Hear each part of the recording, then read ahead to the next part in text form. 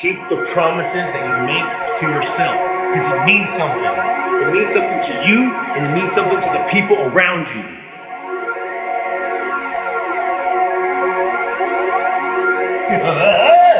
Yeah! Omni-physical solution. Sacrifice, sweat, smile. Made you boy! Let's go time! Welcome to the weekly carnival that is my life. Serious. Even though I give the representation of my life as a circus, like I'm a clown. I'm crying inside while I make people laugh. Oh yes. Life is full of struggles daily. And to call my life a carnival is a joy to me, and I think a good representation of my life, because as many fun times as there are, there's definitely calls for police and ambulances, because there are emergencies in life, you know.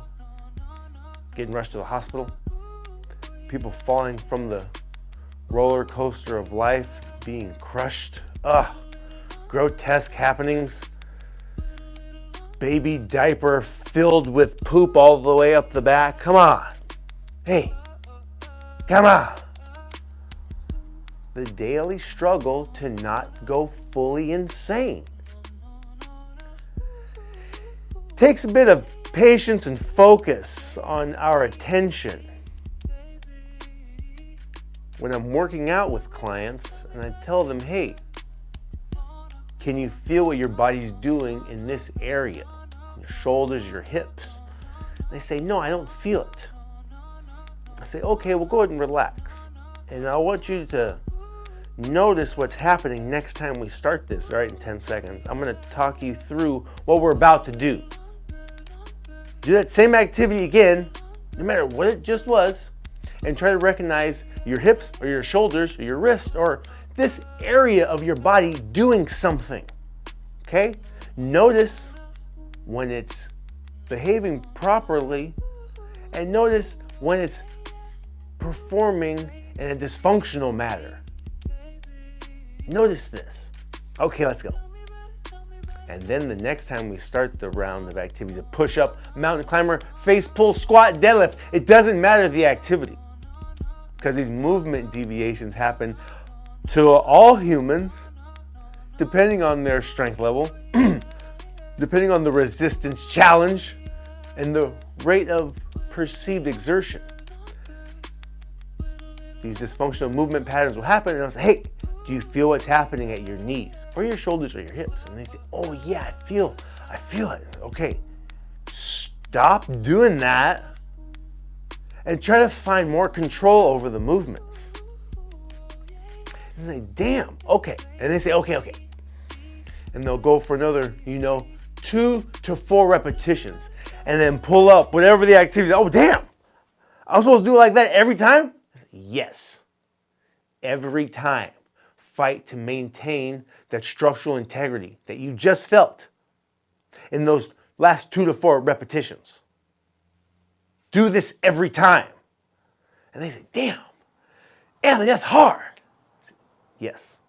Welcome to my world. It's hard. It's difficult to build the body you want. It's difficult to save the amount of money you want that will help you get to the financial level that you want. It's hard to lose the pounds that you want or gain the muscle that you desire. It's hard. It's also hard not being very smart. It's also hard being overweight. It's also hard being out of shape. Choose your hard. Perhaps you've heard this before.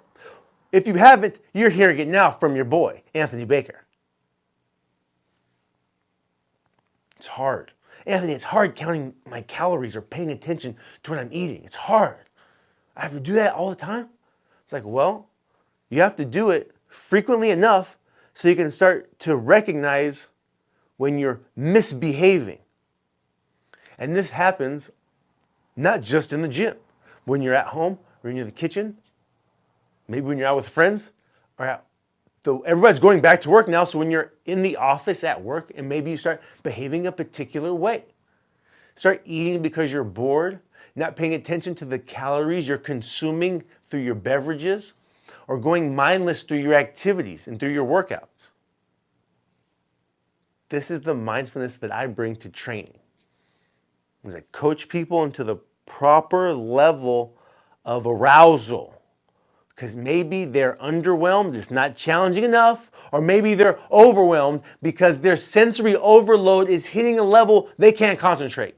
Say, hey, I'm not sure what you're thinking about. Maybe work has got you all worked up and frustrated, stressed. Maybe it's your home life and the kids and you want to hit them and beat them. Don't hit the kids. Come over here and punch this punching bag with me. Huh? Come over here and give some medicine ball slams a nice toss. Right? There's ways to work the stress out with daily activity. Maybe exercise. Maybe you just got to go for a walk off some steam. Maybe you should go into the garden and do some gardening. Maybe you want to play basketball. Maybe you want to lift weights. I'm not sure. But daily activity can help reduce this level of stress and anxiety that you may feel. So, when I say my life is like a circus, I truly mean that. All right, there's fun times. I love to make people laugh. And what makes me laugh is sometimes I start to notice when I'm misbehaving, or when I'm getting angry and I'm not practicing the positive attitude that I endorse.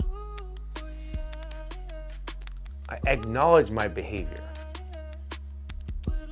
And I laugh at myself like, damn, look at me getting mad at this computer or this printer or this person. Look at me. I'm getting mad at that person, but that person is me. Hard to focus sometimes because I've had too much coffee. Maybe I'm just super excited or underwhelmed and it's hard to pay attention because I'm bored, not challenged enough. I also have these demons where I look for empty calorie snacking when I'm bored and I recognize it. Simple tool, try to recognize it. And I've said this before on this podcast, maybe I haven't. Have water, 8 to 16 ounces of water. Are you still getting the signals that you're hungry? Maybe you're really hungry. Maybe you recognize you still need more water. Ow! And it's beautiful. Then you start to pick up on the subtle signals that your body gives you. And then you can just sit back again and laugh and try not to take yourself too serious. Start to take yourself too serious and you can't laugh at yourself. You're walking out of the carnival of your own life. And you know what? These clowns and these games, they're not fun anymore and I want to leave. You can't leave the carnival of life. So that means you're probably jumping off the pier into the ocean to commit suicide. Don't do this. And don't live like a hermit inside your house, not interacting with other humans because you think they are beneath you or above and superior to you.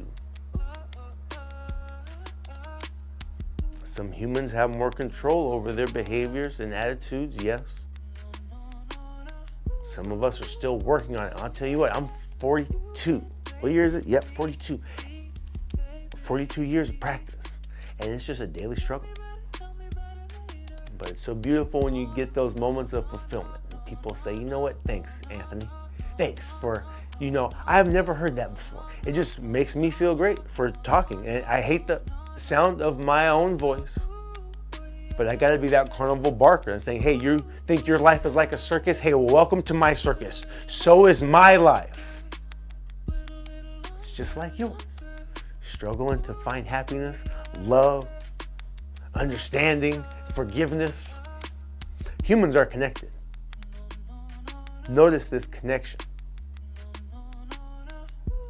And provide the forgiveness and understanding that you seek. My name is Anthony Baker. You know my 3 keys to happiness and success, but happiness isn't everything. Sacrifice, sweat, and smile. I'm out.